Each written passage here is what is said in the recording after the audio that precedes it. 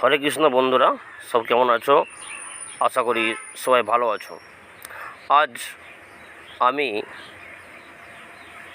পশ্চিমবঙ্গ রাজ্য সনাতন ব্রাহ্মণ ট্রাস্ট এই অফিসকে এসেছিলাম।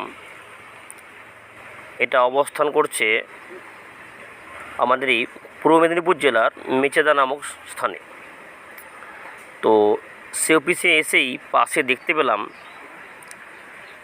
খুব ভালো একটি মন্দির। তো সেই লোভ সংবরণ করতে পারিনি, সেই মন্দিরে ঢুকে গেলাম এবং সেই মন্দিরটি দেখতে আরম্ভ করলাম। আপনারা দেখতে পাচ্ছেন স্ক্রিনে লেখা উঠছে যে মন্দিরটি হলো ইস্কনেরই একটি মন্দির। এটা অবস্থান করছে মেচেদাতে।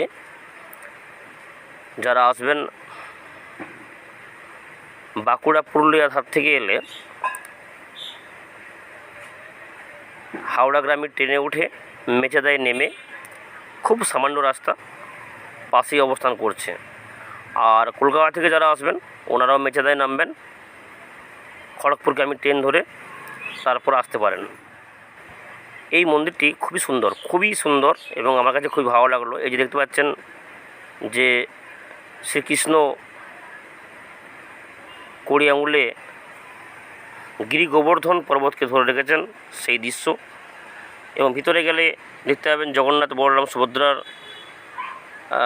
মূর্তি রয়েছে, বিগ্রহ অবস্থান করছে। আজকে যেহেতু অন্য তিথি, আজকে ছিল নৃসিংহ দেবের পূজা, তো সেই হিসাবে আজকে ওই জগন্নাথ দেবকে ওই রূপে সাজানো হয়েছে। খুব সুন্দর মনোরম পরিবেশ এবং আমরা বেশ কিছুক্ষণ সময় এই মন্দিরে অবস্থান করলাম। আজকে বিশেষ পুজো অর্চনা আছে এবং এই যে হোমযজ্ঞের ব্যবস্থা হচ্ছে, হোমযজ্ঞের জন্য ব্যবস্থা চলছে। তার মানে গোছানো আর কি, গোছগাছ চলছে।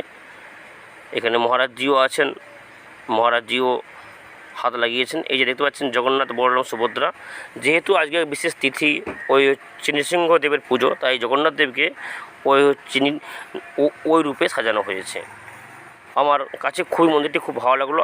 আমি বলবো আপনারা প্রত্যেককে এই মন্দিরে আসুন এবং এই মন্দিরের যে অপরূপ শোভা এটি দর্শন করুন। এটি খুব সুন্দর একটা মনোরম পরিবেশ এবং তার পাশে অবস্থান করছে আমাদের পশ্চিমবঙ্গ রাজ্য সনাতন ব্রাহ্মণ ট্রাস্টের অফিস। দুটো জায়গায় আপনাদের দর্শন হয়ে যাবে। আর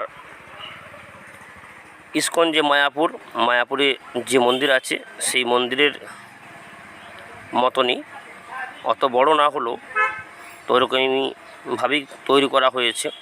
আর পরিবেশটা ঠিক ওরকমই। এবং ওই এখানকার মহারাজীদের সঙ্গে কথা বলেও দেখলাম অন্যান্য জায়গায় যেমন ফটো তোলা হচ্ছে নিষেধ, ভিডিও করা নিষেধ, কিন্তু এখানে ওরকম কোনো বারণ নিষেধ কিছু নেই।